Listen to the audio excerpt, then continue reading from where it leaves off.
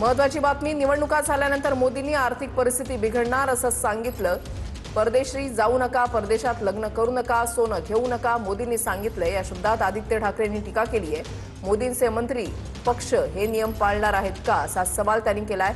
मंत्र्यांचे ताफे कमी होणार का, मंत्री परदेशी जाणं टाळणार आहेत का, हे सांगावं, असं आदित्य ठाकरेंनी म्हटलंय। की पंतप्रधान महोदयांनी त्याच्यावर भाष्य करावं की देशाला काय आर्थिक परिस्थितीतून जावं लागणार आहे। हे मी साधारणपणे 2 महिन्यापूर्वी जेव्हा हे इराणचं युद्ध सुरू झालं तेव्हापासून बोलत आहे।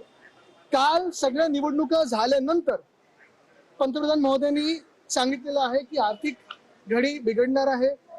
रुपया आपण पाहतोय घसरत चाललेला आहे। सोनं घेऊ नका, बाहेर जाऊ नका, बाहेर जाऊन लग्न करू नका, अमुक करू नका, तमुक करू नका।